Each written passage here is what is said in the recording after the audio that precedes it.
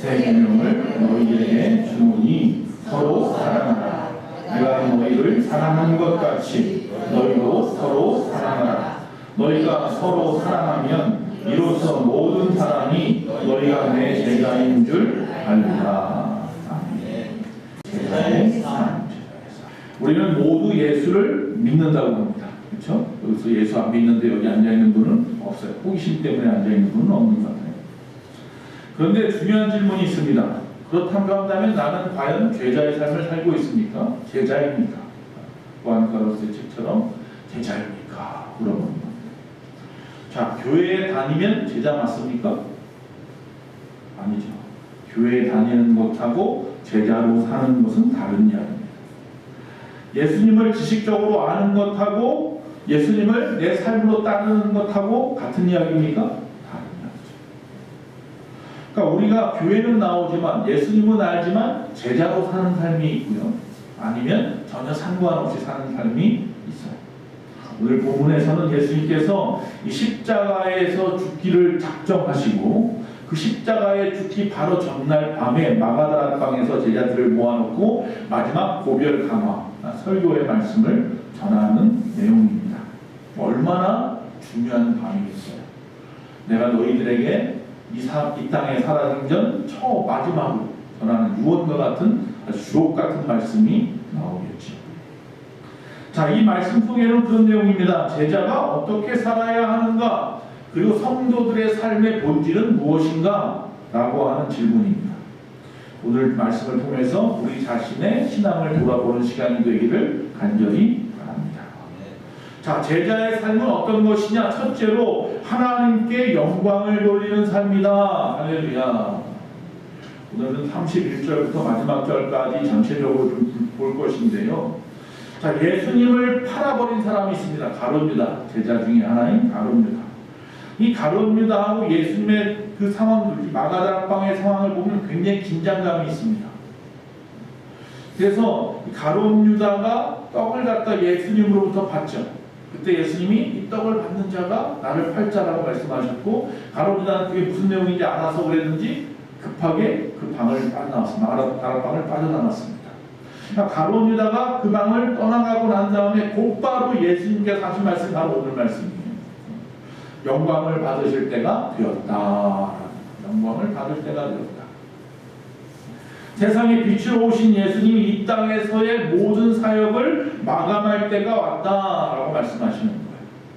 예수님은 자신의 죽음으로 인해서 자신뿐 아니라 하나님 아버지도 영광을 받으실 것이다 라고 또 선언을 하고 계십니다.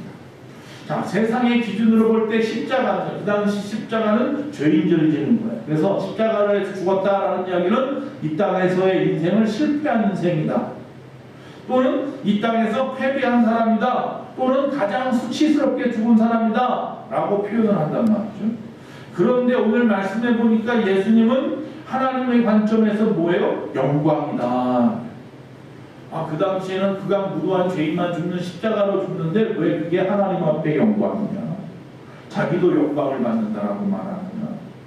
왜입니까? 예수님이 그 고난 속에서 하나님 앞에 온전히 순종할 것이기 때문에 영광이라는 겁니다. 저와 여러분이 이 땅에 살아가면서 가장 큰 영광은 주를 위해 사는 겁니다. 예수님도 이 땅에서 당신의 이 땅의 목적, 즉 우리를 구원하기 위하여 십자가에 죽으시는 그 목적을 이루실 것이니까 영광인 겁니다. 그래서 바로 생명의 길, 구원의 길을 여시는 일이기 때문에 그래서 영광입니다. 우리는 고통이나 고난 속에서 늘 묻습니다. 왜 나에게 이런 일이 생겼습니까? 왜 나만 이렇게 힘듭니까? 그러나 제자가 된 사람들은 그렇게 말하지 않습니다. 제자들은 이렇게 묻습니다. 이 상황 속에서도, 지금의 이 고난과 이 어려움 속에서도 하나님이 영광을 받으실 수 있는 길이 무엇입니까? 라고 질문합니다. 그러면 그의 방향성이, 그의 삶에 나아가는 길이 전혀 달라질 겁니다. 자, 앞에서 말씀드렸습니다. 제자의 삶 첫 번째, 하나님 앞에 영광을 돌리는 삶을 사느냐.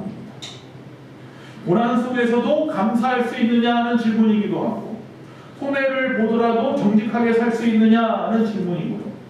또 억울함 속에서도 끝까지 믿음을 지킬 수 있느냐는 질문이 되겠죠. 이것이 결국 제자의 삶, 하나님 앞에 영광을 돌리는 일이니까요. 두 번째, 제자의 삶은 어떤 삶이냐? 33절에 보니까 보이지 않아도, 눈에 보이지 않아도 끝까지 순종하는 삶이 뭐다? 제자의 삶이다. 여기서 이렇게 말씀합니다. 33절에 보니까 작은 자들아 내가 아직 잠시 너희와 함께 있겠노라 그렇게 말합니다. 아직은 잠깐 내가 너희와 함께 하고 있어. 아직 죽으려면 몇 시간 남았어. 이런 의미도 되고요. 또 내가 죽은 다음에 다시 부활하시고도 이 땅에서 40일 동안 같이 있었죠. 어쨌든 근데 여기서 처음에 하는 말이 뭐예요? 작은 자들아. 그렇죠. 작은 자들아. 제자들을 향해서 작은 자들아 이렇게 말해요. 이것은 하대하는 게 아니에요. 이건 뭐냐면 얘들아 하는 말. 아주 친근한 말. 정말로 꼭 해야 할 말이 있어서 지금 오히려 그들을 친근하게 부르는 거예요. 제자들에게. 얘들아. 이렇게. 자, 그렇게 부르면서 하시는 예수님이 제자들을 떠나신다는 말씀이에요. 이제들아, 이제 너희들이 내가 왕이 되고 한 자리씩 할 자리가 되었다. 할 시간이 됐다. 이런 말할 줄 알았더니 그게 아니라 내가 너희를 떠나야겠다. 그건 단순한 이별이 아니잖아요. 우리는 알죠. 그렇죠? 십자가에 죽으시겠다는 이야기잖아요. 자, 왜 예수님께서 제자들과 함께 하시어야 하는데 제자들과 함께 있으면서 더 많은 걸 가르치시고 더 많은 일들을 행하시지 않고 왜 떠나야 되겠다고 하느냐? 하나님의 시간이 되었기 때문에 이 땅의 것들을 이제 내려놓는 것도 순종이 살겠다고 아둥바둥할 필요 없어요. 내가 이 땅에서 단 1년만 더 살게요. 2년만 더 살게요. 이러지 마세요. 주님이 부르시면 아멘 하고 가는 것도 순종이에요. 할렐루야. 그러지 못하고 있다는 것은 이 땅에 미련이 많은 거예요. 하나님 앞에 영광 내지 못해요. 내가 주님 안에서 주님이 하시는 이 말씀을 통해서 나를 발견해야 되는데 왜 제자들을 떠나신다고 했을까? 앞서 말한 대로 주님의 시간이 되었기 때문이고, 둘째는 뭐냐면 이제는 너희들이 스스로 서야 할 시간이다 라는 내용입니다. 이제 그 가르치는 것이 다 끝났으니 이제 하사내라 이런 이야기 되는 거예요. 너희들 스스로 일어서야 할 때가 되었다. 여러분, 여기 중요한 진리의 말씀입니다. 신앙은 계속해서 의존하는 게 신앙이 아닙니다. 신앙은 의존해서 성숙으로 나아가는 것이 바른 신앙입니다. 여러분, 언제까지 의존하며 살겠습니까? 목사님을 의존하고 신앙의 앞에 있는 선지들을 의존하고, 이제는 스스로 일어서서 스스로 나아가요. 어린아이같이 항상 부모가 먹여줘야만 먹고 살 겁니까? 스스로 나가서 개척하고 싸워서 승리하고 세상 가운데 살아가야 할 것 아닙니까? 제자도 마찬가지입니다. 처음에야 붙어 있어야 됩니다. 처음에야 내 앞에 그분이 계셔야만 되겠죠. 그러나 나중에 점점 그분이 보이지 않더라도 스스로 알아서 일어서서 내 일을 내가 할 수 있는 단계로 나아가는 것, 그게 제자죠. 제자입니까? 라고 묻는 게 이름 뭐냐면 이제는 스스로 알아서 할 수 있습니까? 라고 묻습니다. 기도에 응답이 없어도 그래도 끝까지 믿음 생활 할 겁니까? 상황이 좀 변치 않아도 어렵고 힘들어도 끝까지 순종할 겁니까?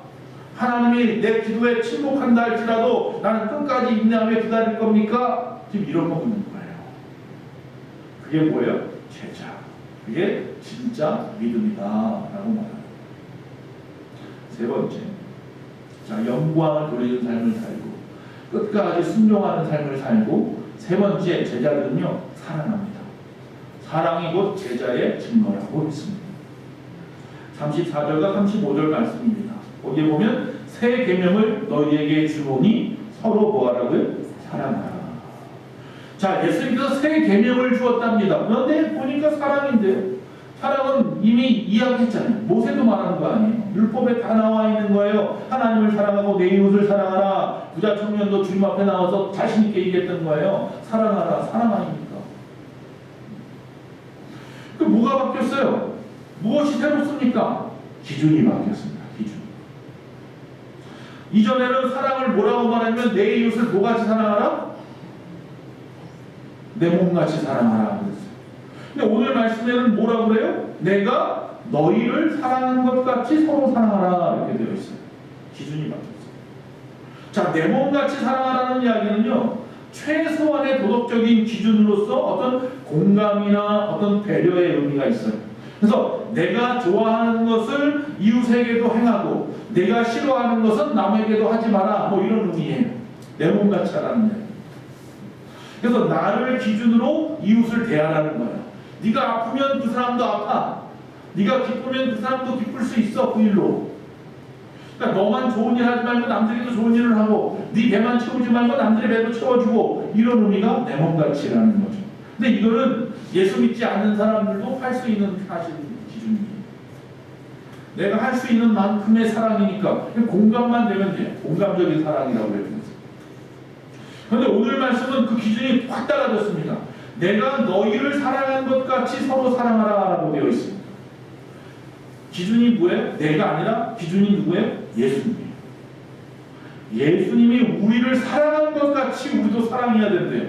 야, 이건 도대체 얼마나 큰 사랑이야?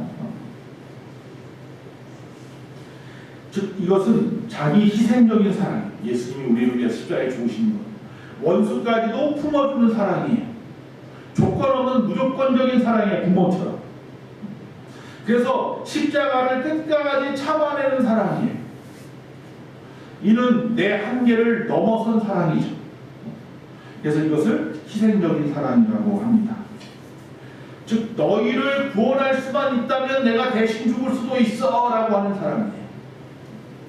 어떤 행악자, 배반자, 원수까지도 적극적으로 온전한 사랑을 베풀 수 있는 사랑이에요. 차원이 전혀 달라요.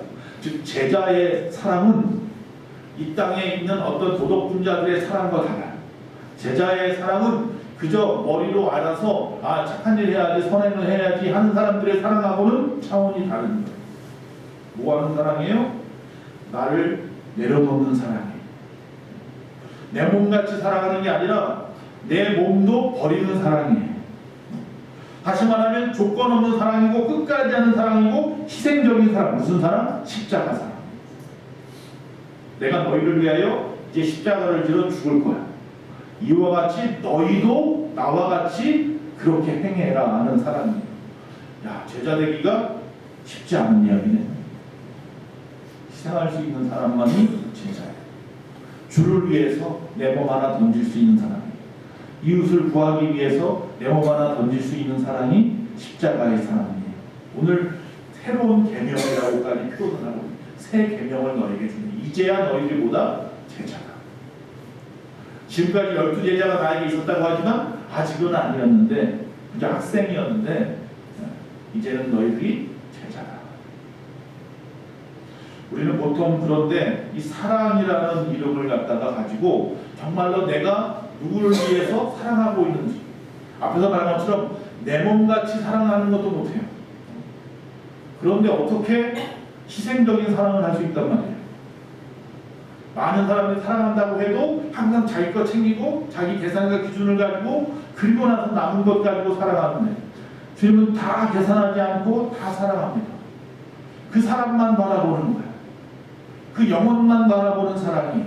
그게 진정한 사랑이에요. 그래서 우리가 보통 생각하는 사랑이라고 하는 이름으로 사람들을, 성도들이든지 가족이라든지 이웃을 사랑하는 것은 그냥 좋은 게 좋은 거라고, 그 사람이 잘못하든지 실수하든지 죄를 짓든지 신앙생활 엉망으로 하든지 봐주는 것이 사랑인 줄 알아요. 그건 사랑이 아니에요.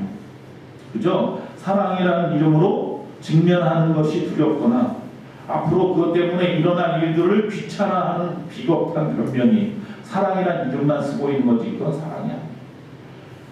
내 남편이, 내 아내가, 내 자녀가, 내 부모가, 내 이웃이, 내 친구가, 내 가정의 누군가가, 아니 내 주변의 누군가가 잘못된 일을 갖고 있고 분명히 부정직한 일을 하고 있고 거짓된 것들을 행하고 있고 낙태하고 신앙생활하는데 정말 하나님 보시기에 껄끄러운 일들을 하고 있는데 그것을 갖다가 사랑이라는 이름으로 덮어주고 모른 척하고 좋은 게 좋은 거라고 말하는 것은 사랑이 아니에요. 사랑이라는 이름만 가지고 있는 허울, 비겁한 변명. 진짜 이웃이나 진짜 가족을 사랑하는 사람이라면 그들이 마지막 당할 심판의 날을 생각한다면 우리는 그들의 실수나 죄나 신앙의 나태함을 보았을 때 먼저 기도하고 그리고 직면하거나 조언할 수 있어야 돼요. 바른 길로 인도할 수 있어야 돼요. 그게 사랑이죠. 물론 뜨거운 사랑으로 좀 지혜롭고 겸손하게 직면해야겠죠. 그런데 이 직면이라고 하고 조언이라고 하니까 무조건 찾아가서 너 이거 잘못했어. 그건 정죄예요. 그 차이는 분명한 겁니다. 즉 직면할 수 있는 사람은 남을 정죄하는 마음이나 자기 우월감을 가지고 남 앞에 교만함으로 나는 이런 신앙하는데 너는 왜 이런 신앙이야 비교하는 마음으로 나가는 것이 아니에요. 그를 사랑하는 마음으로 돼요. 우리 주님이 그런 사람이 뭐 할 수 있는 자는 자기를 희생할 수 있는 사람이에요. 거기까지 갔을 때 비로소 우리는 제자가 되는 거죠. 내가 그 사람한테 욕을 먹더라도 그 사람이 나를 싫어하더라도 내가 이 일 때문에 어려움을 당하더라도 정말 뜨거운 사랑을 가지고 내 몸을 던져서 바른 길로 인도하는 것이 그게 사랑이에요. 예수님이 그렇게 사랑하신 거예요. 이 사람. 그래서 제자들에게 앞에서 말한 것처럼 작은 자들아 얘들아라고도 하지만 어느 날 뭐예요? 사탄의 자식이라고도 해요. 막 혼돈합니다. 그러면서 바른 길로 인도하시는 분이 우리 주님입니다. 그럴 수 있는 사람이기 때문에 내 목숨도 내놓을 수 있는 거예요. 그제서야 그들은 깨닫는 거예요. 아, 정말 사랑하셨구나. 나에게 행했던 모든 것들이 참이었고 진실이었구나. 그걸 깨닫게. 또 그래서 보니까 그 뒤에 이런 말이 있어요. 너희가 서로 사랑하면 이로써 모든 사람이 너희가 내 제자인 줄 알리라. 야, 당신 어떤 면에서 예수님의 제자라는 겁니까? 그러면 아유 나는 교회 잘 나가거든요. 주일성도 잘합니다. 헌금생활도 하고 교회에서 직분도 맡고 있어요. 야, 이런 일도 합니다. 교회 안에서. 그거 보고 제자라고 말하는 게 아니고요. 제자라고 하는 건 뭐예요? 사랑하는 사람. 그것도 어떤 사람? 주님 같은 사람. 내 몸 같은 사람이 아니라 주님이 우리 행하셨던 것 같은 그 사람. 희생적인 사람. 그 사람까지 나아가는 자가 비로소 뭐다? 제자다. 성경은 분명히 해요. 너희가 서로 사랑하면 이로써 모든 것이 너희가 모든 사람이 너희가 내 제자인 줄 아니라. 제자의 증거가 사랑입니다. 성경 지식을 많이 아는 것이 아닙니다. 기도를 오래 하는 것이 아닙니다. 직분을 많이 가지고 있는 것이 아닙니다. 제자의 증거는 사랑입니다. 희생적인 사랑. 예수님의 사랑이 네 안에도 있느냐. 그 안에서 서로 예수님이 우리를 사랑하신 것 같이 사랑하고 있느냐라고 묻는 겁니다. 마음에 혹시 미운 사람이 있습니까? 그렇다면 아직 멀었습니다. 용서하지 못한 사람이 있습니까? 그럼 그것부터 해결하셔야 됩니다. 사랑이 없으면 우리는 제자가 아닙니다. 생각해보세요. 미운 사람이 있어요. 생각해보세요. 정말 용서 못할 것 같은 사람이 있는데 내가 그 사람을 위해서 죽을 수가 있다? 말도 안 되는 소리죠. 어떤 것도 받아들이고 어떤 것도 감내할 수 있으며 그를 갖다 바른 길로 인도하기 위해서는 직언도 하고 또 직면도 하고 그러지만 또 그를 위해서 내가 대신 희생도 하고 그럴 수 있어요. 이게 사랑이에요. 솔로몬의 그 지혜 이야기 속에 나오는 거 보면 어떤 아이가 하나 있는데 두 여인이 와서 자기 아이라고 막 그러니까 솔로몬이 어떻게 해요? 반씩 잘라서 나눠 가져라. 그러니까 어떻게 해요? 진짜 부모는 엄마는 내가 부모가 아닙니다. 저 사람 주십시오. 그렇죠. 자기가 진짜 부모이면서도 불구하고 희생을 해서 그 아이를 살죠. 그게 진짜 내가 나를 좀 내려놓더라 희생하더라도 그런 하나님 우리에게 좀 있었으면 좋겠습니다. 그래서 제자는요 먼저 다가가는 사람입니다. 제자는 먼저 이해하려고 노력하는 사람입니다. 제자는 손해보는 거 두려워하지 않는 사람입니다. 이게 제자의 사랑입니다. 네 번째, 앞에서 순종을 끝까지 한다고 했는데 말이 아니라 순종입니다. 36절에 베드로가 말합니다. 주여 어디로 가시나이까? 어디로 가시나이까? 이 질문을 갖다가 읽고 폴란드 작가인 센케비치가 뭐라고 말합니까? 코바디스. 그 영화를 만들게 된 모티브가 여기 있어요. 베드로가 물어보는 거 아니에요. 자, 우리가 잘 알고 코바디스 그 영화는 물론 이때 이야기가 아니에요. 그렇죠? 언제 이야기예요? 예수님이 십자가 부활 승천하신 후에 초대교회 때 이야기죠. 초대교회가 시작되면서 베드로가 복음을 증거하다가 로마까지 흘러들어갔는데 로마에서 무여잡 네로가 불을 질러놓고는 기독교인들이 질렀다고 거짓말을 해서 기독교인들을 막 잡아서 죽일 때였어요. 그러니까 주변 사람들이 어떻게 합니까? 선생님 떠나십시오. 도망가야 합니다. 그래서 선생님 도망가는 말에 그 노구를 이끌고 베드로가 앞서 제대로 보지 못하는데 제자의 손에 이끌려서 막 로마를 나오는 거잖아요. 근데 누군가가 지나가죠. 들어가고 있어요. 주님인 줄 알았죠. 주여 어디로 가시나이까. 호가디스 도미네. 근데 여기서는요, 지금 이 예수님 앞에서 하는 이 주여 어디로 가시나이까 라는 말은요, 잘못된 대답이에요. 잘못된 질문이라고 할 수 있어요. 왜 그런지 생각해 보세요. 자, 예수님께서 뭐라고 말하냐면 내가 가는 곳에 지금은 너희가 올 수 없다고 말해요. 앞에 부분에. 내가 지금 십자가를 지러 가는 거잖아요. 내가 십자가를 지고 죽어야 하는 이 길을 너희는 지금 가면 안 돼. 너희는 나중에 성령 받고 더 많은 주의 일을 하고 나보다 더 많은 일을 할 수 있다고 했잖아요. 나보다 더 많은 일을 하고 그리고 그때 주의 부르심을 받아야 돼. 지금은 아니에요. 근데 이 베드로가 말합니다. 주여 어디로 가십니까? 나는 지금도 갈 수 있습니다. 뭐 이런 말이겠죠. 도대체 어딜 가길래 우리가 못 따라간다는 거예요? 못 따라갈 데가 어디 있단 말이에요? 이때 말이죠. 혈기왕성한데요. 잘못됩니다. 왜 이 질문이 잘못되느냐?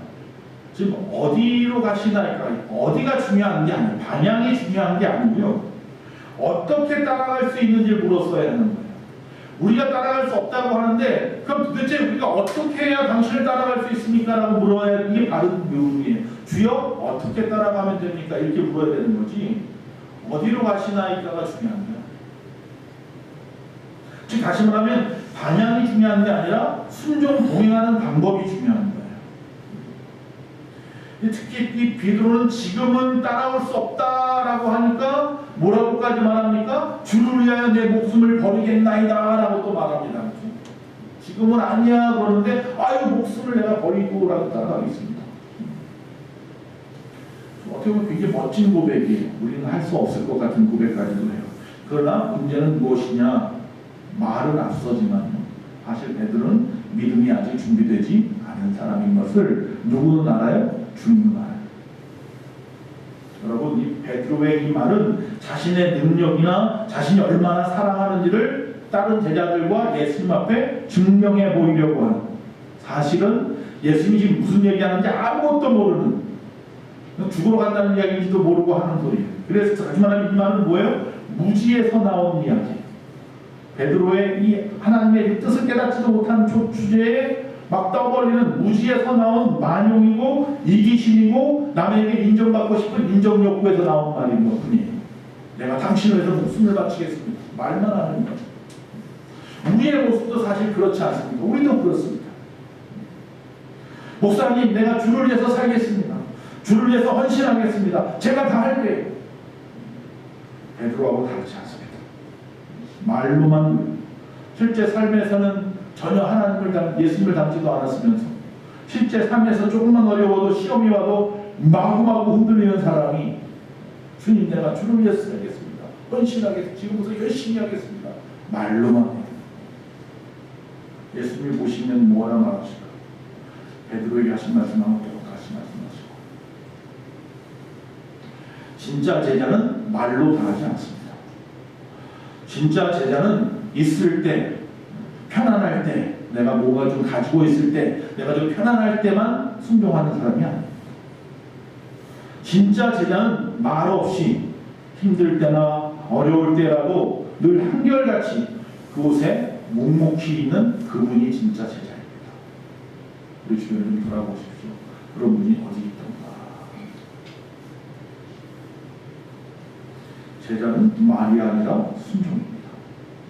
작은 일에 충성하는 겁니다. 큰 것만 하려고 하죠. 조그마한 것에도 순종하셔야 됩니다. 아니라고 하면 네, 맞다 그러면 또 네, 하나님의 음성에 귀를 기울여야 합니다. 그것도 하나 못하면서 어떤 큰 것을 순종하겠다는 것을 말하는 거예요. 내 마음에 드는 것만 하면서 어떻게 주님을 순종한다고 말했습니다. 보이지 않는 곳에서 더 신실한 사람이 진짜 순종할 줄 아는 사람입니다. 남들 앞에서만 떠벌립니다. 베드로처럼 내가 주님을 위해서 목숨도 바칠 수 있습니다. 주님 어디로 가십니까? 내가 어디든지 쫓아갈 겁니다. 못 갈 데가 어디 있습니까?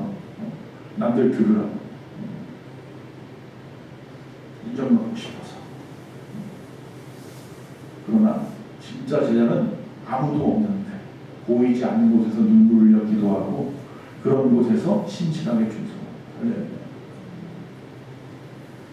여기 계신 분 중에 누가 또 아까 낮에도 와서 열심히 기도하고 가셨어요. 눈물로 기도하고 가셨어요.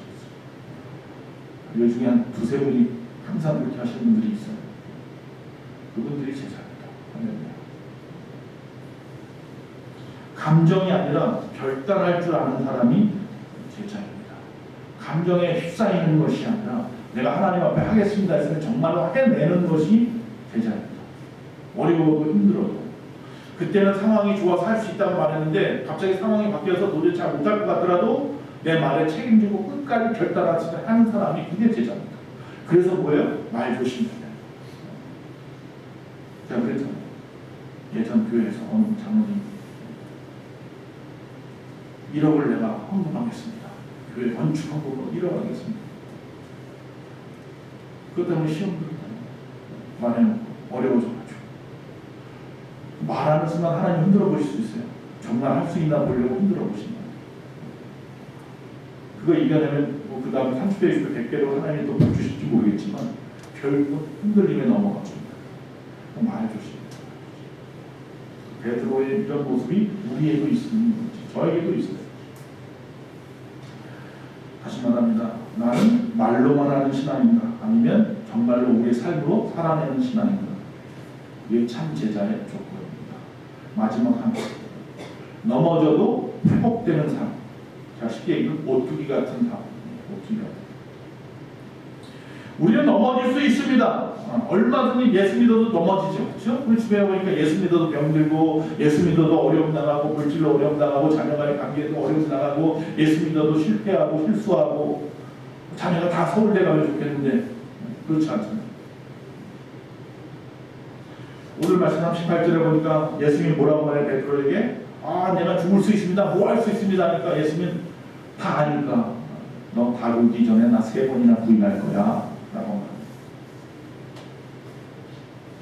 목요일 밤이잖아요. 그날 밤 마가다락방에서 마지막 고별 설교를 하고 있는데 이 목숨도 내놓겠다고 하는 이 베드로는 그날 새벽에 겟세마네 동산에서 주님이 따로 3명을 불러서 제자들 중에서 너는 여기서 나를 위해서 기도해라. 난 저쪽에서 기도할게. 주여 나를 갖다 도와주세요. 할 수만 있거든요. 고난의 승자를 내게서 치워주세요. 그러나 내 뜻대로 마시옵고 아버지 뜻대로 되기를 원합니다. 그렇게 처절하게 땀방울이 핏방울이 되도록 기도하고 계셨는데 네 3명의 제자 요한과 베드로와 야고보는 저쪽에 뭐하고 있었어요? 불을 자고 있죠. 와서 그들을 깨우면서 육신이 연약하며 다시 또 기도하라고 하고 또 가서 기도했는데 역시 또 불을 끄죠. 베드로는 깨어있지 못했단 말이에요. 육신적으로도 영적으로 깨어있지 않은 사람이었어요. 근데 말만 하는 사람. 결국 겟세마네 동산에서 가룟유다 먼저 나갔던 가룟유다가 군인들을 데리고 왔어요. 결국은 어떻게 해요? 예수님 붙잡히니까 그곳에 있는 제자들이 전부 다 도망가 버리고 베드로는 칼을 꺼내서 대제사장의 집에 있는 종 말고라는 사람의 귀를 갖다 잘라버리고 말이죠. 예수님께서 화를 오히려 베드로에게 내면 다시 붙여주시고 내가 할 수만 있다면 이보다 더 많은 사람들을 보내 수천의 군사로라도 저를 다 치워버릴 수 있는 건데 하지 않는 데는 뭐예요? 하나님의 뜻이 있는데 우리가 깨닫지 못하는 거예요. 기도하지 않았으니 이게 무슨 뜻인지 알지도 못하겠고 분별력도 없고 그냥 무조건 그냥 내 생각대로 하다가 실수하는 거죠. 여기 예수님이 붙잡혀서 대제사장의 집에 먼저는 안나스 전 대제사장 집에도 끌려갔다가 또 대제사장 집으로 끌려갑니다. 그 안에 예수님이 있는 것을 아는데 들어갈 수가 없어요. 그런데 다행히 사도 요한은 그 안에 있는 사람하고 친분이 있어서 그 도움으로 문을 열어줘서 마당까지 들어갔어요. 마당에는 많은 사람들이 있었고 그 안에는 친분이 시작되고 있는 예수님이 매도 맞으면서 바깥에서 불안하게 불을 쬐면서 베드로가 있습니다. 그런데 갑자기 어떤 사람이 말합니다. 당신도 그와 함께 있던 자 아닙니까? 그와 함께 있던 자라는 뜻이 바로 제자입니다. 그러니까 당신도 제자 아닙니까? 그러니까 뭐라고요? 나는 그런 사람 모른다라고 말해요. 나 제자 아니야 라고 말합니다. 말구라는 사람의 귀가 잘렸다고 했잖아요. 그 친척이 그것을 보고서 저 사람의 말구의 귀를 자른 사람이라고 그러니까 나는 아니라고 무슨 소리를 하는 거예요. 세 번째 또 맞다 그러니까 나는 모른다 그러면서 욕하고 저주하고 예수님 아니라고 말해요. 그때 뭐예요? 다기죠. 꼭 욕하고 다깁니다. 예수님의 말씀 몇 시간 전에 어젯밤에 있었던 그 말씀이 그 새벽에 생각이 나서 그런데 거기서 끝나냐? 성경은요 참 거기서 끝나지 않고 바로 그때 예수님의 신문도 끝났어. 예수님의 대제사장이 집에서 나와서 이제 헤롯 대왕으로 집으로 끌려가는 거예요. 가면서 나오면서 예수님 앞에서 부인하는 모습이 다 들킨 거예요. 그러다가 꽃기호하고 오는 순간 깜짝 놀라는 베드로가 눈을 보니까 저쪽에 예수님이 지나가고 있어요. 예수님하고 뭐가 마주쳤어요? 눈이 마주쳤어요. 이런 무한한 일이 세상에 어디 있어요? 여러분 그런 일 당하지 맙시다. 할렐루야. 그런 일 당하지 맙시다. 베드로 같은 그런 일 당하지 맙시다. 그리고 나서 베드로는 그래도 뭐예요? 그 말씀 후에 보니까 밖으로 뛰쳐나가서 심히 통곡했다 그랬어요. 뭐 한 거예요? 회개한 거예요. 가룟 유다하고 베드로의 차이는 뭐예요? 베드로는 예수님을 욕하면 저주하면 배신하고 배반하는 거잖아요. 모른다고 하는 거잖아요. 가룟 유다는 돈 받고 병정들에게 예수님을 팔아먹인 거잖아요. 둘 다 사실은 통곡했어요. 후회했어요. 통곡이라기보다 가룟 유다는. 베드로는 회개했고 돌이켰고 가룟 유다는 그냥 그것뿐이에요. 그리고 어떻게? 자살했죠.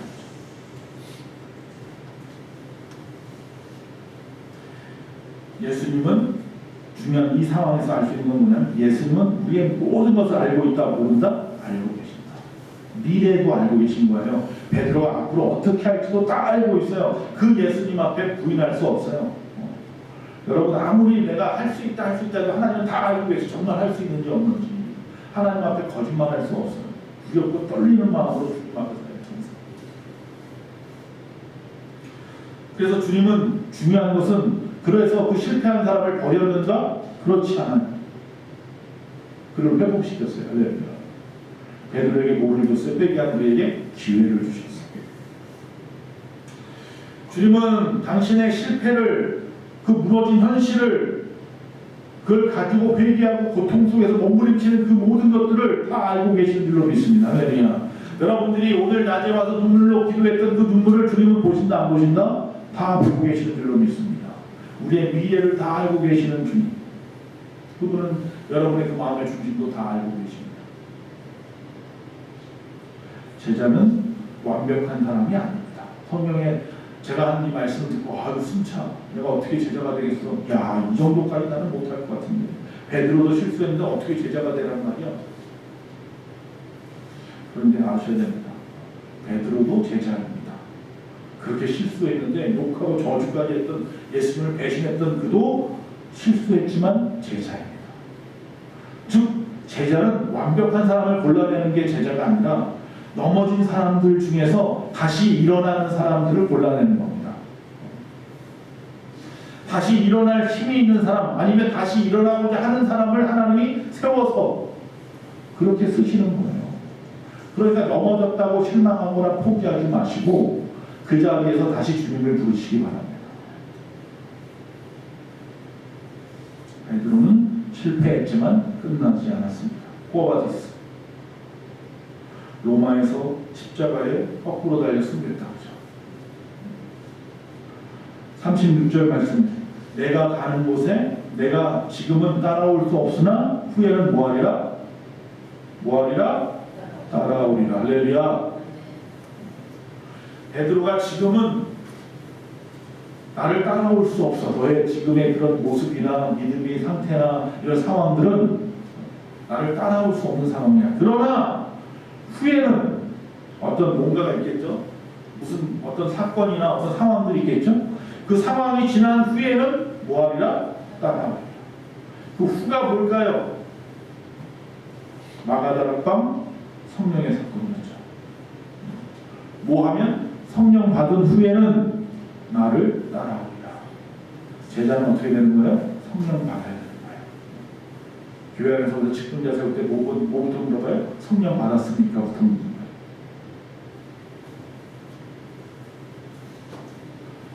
나중에 우리가 아는 베드로는 교회에 뭐가 됐어요? 기둥이 되었더라. 나한테도 적용해요. 내가 베드로예요. 나는 베드로입니다. 나는 실패했지만 그러나 포기하지 않았습니다. 나는 넘어졌지만 그렇다고 주님으로부터 멀리하지 않았습니다. 하나님은 나 같은 실패한 사람도 들어서 사용하십니다. 할렐루야. 믿으시기 바랍니다. 제자의 삶은 다시 말합니다. 하나님께 영광을 돌리는 삶. 제자의 삶은 보이지 않아도 순종하는 삶. 제자의 삶은 사랑으로 증명되는 삶. 제자의 삶은 말이 아니라 순종으로 살아내는 삶. 제자의 삶은 넘어져도 다시 일어나는 회복하는 삶이에요. 우리는 모두 베드로와 같습니다. 결단하지만 무너지고 사랑하지만 항상 부족하고 믿는다고 말하지만 늘 흔들리고 포기하고 실수하고. 그러나 정말 중요한 것은 예수님이 우리를 포기하지 않는다는 거예요.